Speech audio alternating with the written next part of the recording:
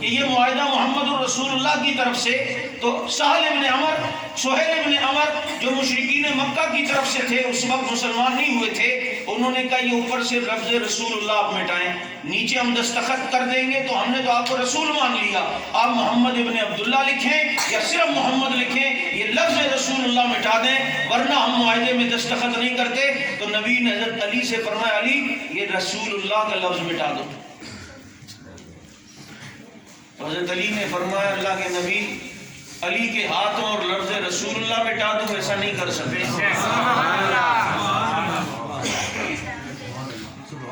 قلم جو ہے حضرت علی کو دیا تھا نبی نے، اور جب قرآن کریم کی آتا ہے نا سورۃ انا اعطیناک الکوثر فصلی لربک وانحر، نشانیہ کو لبتر ذرا توجہ اور ذوق سے، تو بڑے بڑے کلام لکھے ہوتے تھے بیت اللہ پر، بڑے فصاح علماء کے، یہ سورہ کوثر آئی تو نبی نے حضرت علی سے فرمایا لکھو اس سورت کو، لکھاؤ ادھر جا کے لٹکاؤ۔ لٹکایا تو سارے فصاح علماء اپنا کلام لے گئے کہ اس کی ٹکر کا نہیں ہے۔ حدیبیہ میں علی کو کہا قلم لکھ لو اور لکھو، ادھر کہا قلم لو اور لکھو۔ قلم کی ذمہ داری علی کی اور اعتراض عمر پر۔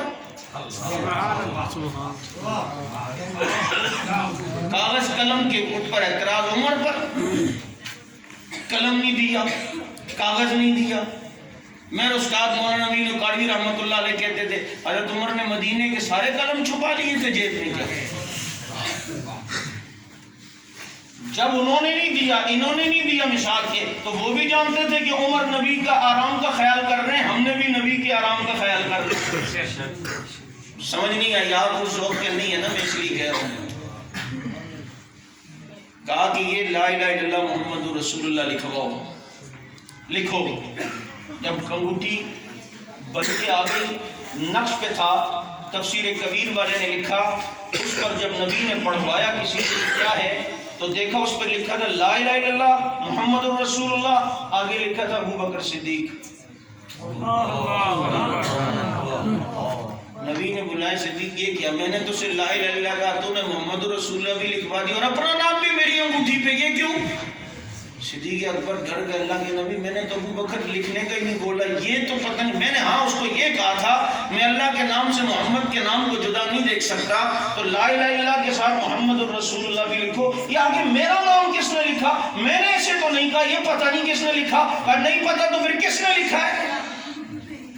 آسمانوں سے جبریل آ گئے، کہا ابو بکر میں نے لکھا ہے۔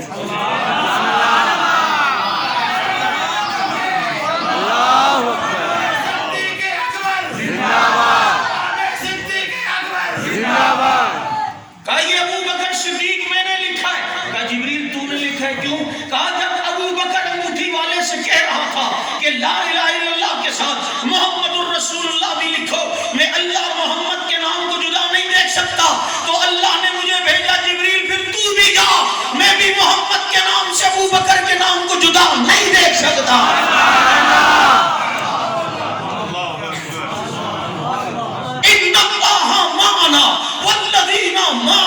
اولئک الذین انعم اللہ علیہم من النبیین والصدیقین۔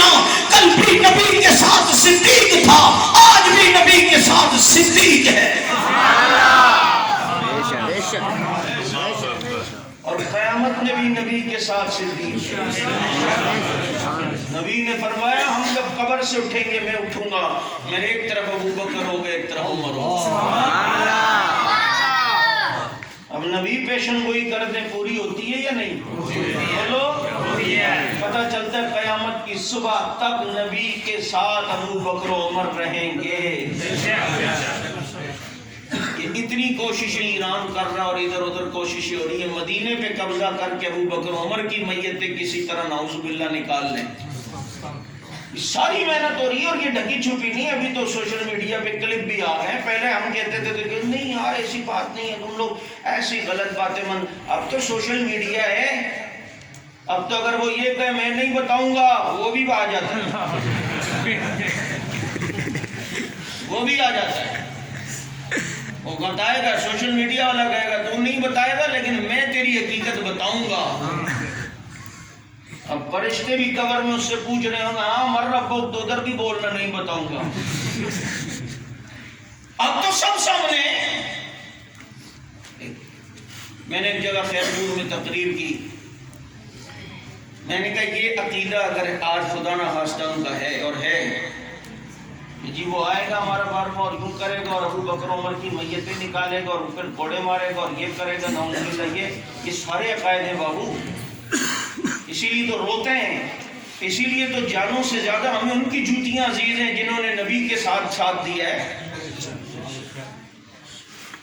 میں نے کہا تیری یہ بکواس تو اپنی جگہ، لیکن تیری اس بات سے جادو وہ جو سر چڑھ کے بولے، اتنا تو پتہ چل گیا نا، یہ عقیدہ تیرا بھی ہے کہ ابو بکر و عمر کی میتیں آج تک قبر میں سلامت ہیں۔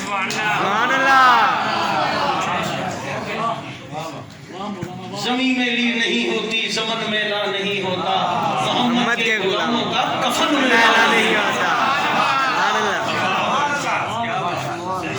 آج 4 مہینے 10 مہینے 1 سال بعد کسی کی قبر بیٹھے میت سلامت، تو کہتا ہے یار کتنا جنتی آدمی ہے، اور جس کی 1400 سال سے میتیں سلامت ہوں، جس کو تو بھی مانے، سلامتیں ان کی میت نہ ہو تو کن کی ہوں گی؟ جو رہتے ہی سلامت والے نبی کے ساتھ ہیں، جہاں ملتی ہی سلامتیں ہیں، جہاں ملتی ہی رحمتیں ہیں، جہاں ملتی ہی الفتیں ہیں، جہاں ملتی ہی محبتیں ہیں۔ حضرت یوسف علیہ السلام نے اپنی قوم جب خواب دیکھا بادشاہ نے، اور انہوں نے کہا جی 7 سال فراوانی ہوگی، 7 سال کیا ہوگا؟ قحط ہوگا، تو حضرت یوسف نے فرمایا جب تم گندم کو نکالو نا تو اس کے خوشے کے اندر گندم رہنے دینا، باہر نہیں نکالنا، خوشے کے اندر گندم رہے گی تو گندم سلامت رہے گی۔ میں نے کہا خوشے میں گندم رہے وہ سلامت رہتی ہے، اور جو روزے میں رہتے ہوں،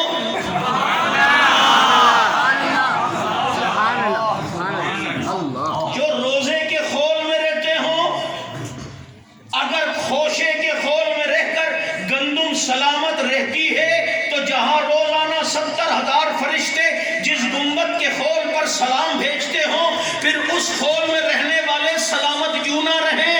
اور پھر ان کی سلامتی کے لیے محنتیں کرنے والے شمس الرحمان معاویہ قبر میں سلامت کیوں نہ رہیں؟ وہ تو صحابہ تھے۔ میں کہتا ہوں آؤ یوں دیکھ لیتے، یوں مباہلہ کرتے، تم اپنوں کی قبریں کھودو، میں اپنوں کی قبریں کھدواتا ہوں، فرق تمہیں سامنے نظر آئے گا۔ تم ہمارے شہداء کی قبروں کو کھودو گے، بے ساختہ ان کے جسموں کو دیکھ کے کہو گے زمین میلی نہیں ہوتی، زمن میلا نہیں ہوتا، صحابہ کے غلاموں کا کفن میلا نہیں ہوتا۔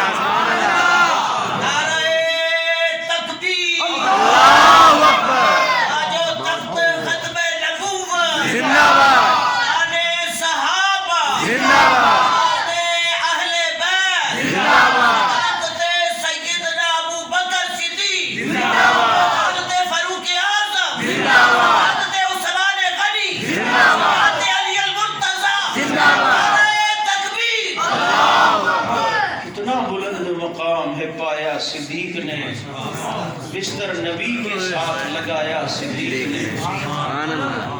حضرت نانوتوی رحمت اللہ علیہ سے کسی نے کہا حضرت نیک آدمی کی قبر کے ساتھ قبر بنانے کا فائدہ ہے؟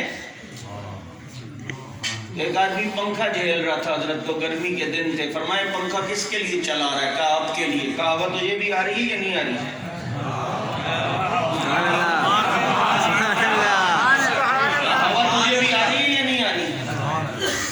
بس سمجھ گیا، جیسے یہ تھوڑی دیر میں سمجھے میں بھی تھوڑی دیر میں سمجھ گیا۔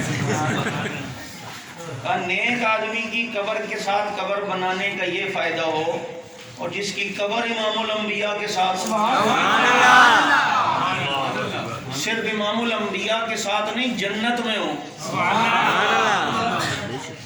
وہ جنت جو میری ماں عائشہ کا گھر ہے، جو میری ماں عائشہ کا ایک جملہ میں عموماً کہا کرتا ہوں، عائشہ کا گھر جنت کا ٹکڑا، ماں بین بیتی و منبری روضۃ من ریاض الجنہ، جنت کا ٹکڑا عائشہ کا گھر۔ عائشہ کا گھر جنت کا ٹکڑا نبی کا روزہ عائشہ کا گھر، عائشہ کا گھر نبی کا روزہ، نبی کا روزہ عائشہ کا گھر، عائشہ کا گھر جنت کا ٹکڑا۔ اب یہ جنت کا ٹکڑا نبی کا روزہ، نبی کا روزہ عائشہ کا گھر۔ اب نبی کی ایک حدیث ہے الجنت تحت اقدام الامہات، جنت ماؤں کے قدموں کے نیچے ہے۔ بھائی تو اپنی اماں کے پاؤں کے نیچے دیکھ، جوتی نظر آئے گی تجھے قالین نظر آئے گی، فرش نظر آئے گا۔ اور بھائی مقصد ہی نبی کی حدیث کا سمجھا کر، مقصد یہ ماں کی خدمت کر تو جنت میں جائے گا، ماں کا ادب کر جنت میں جائے گا، ماں کے پاؤں دبا جنت میں جائے گا۔ یہ تھوڑی اس کے قدموں کے نیچے جنت تجھے نظر آ رہی ہے، جنت نظر تھوڑی آتی ہے، خدمت کر یعنی تجھے جنت ملے گی، یہ مطلب ہے۔ حقیقی جنت تھوڑی نظر آتی ہے۔ لیکن میں ایک ایسی ماں کو جانتا ہوں اپنے گھر پہ کھڑی ہوتی تھی جو جنت قدموں کے نیچے نظر آتی تھی۔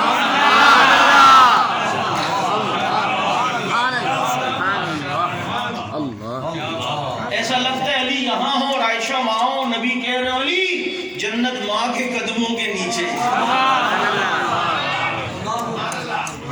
جنت ماں کے قدموں کے نیچے ہے۔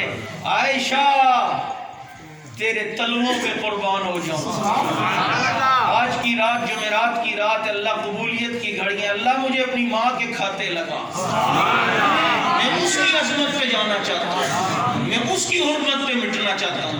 میرے لیے سب سے بڑا اعزاز یہ ہو کہ میرا جنازہ اٹھاتے ہوئے کوئی یہ کہے امی عائشہ کا بیٹا جا رہا ہے، امی عائشہ کا لخت جگر جا رہا ہے۔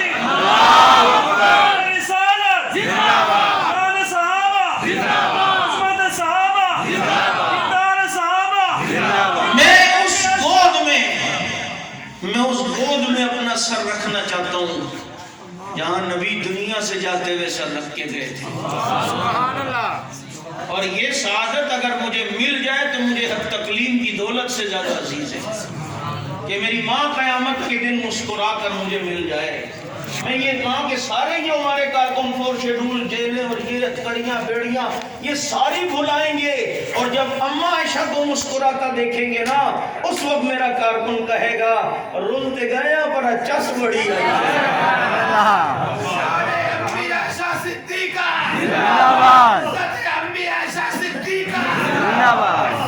بتاؤ یہ امی کا بیٹا بننا چاہتے ہو یا نہیں؟ امی کے دوپٹے پہ مرنا چاہتے ہو یا نہیں؟ امی کی عزت کے لیے جان دینا چاہتے ہو یا نہیں؟ یہ سعادت ہے یا نہیں؟ یہ عظمت ہے یا نہیں؟ یہ بلندی ہے یا نہیں؟ یہ نسبت عائشہ خدا کی قسم یہ حق تکلیم کی دولت سے بہت بڑی دولت ہے۔ یہ سعادت ہمیں مل جائے میں سمجھوں گا میری دنیا بھی بن گئی ہے، میری آخرت بھی بن گئی ہے۔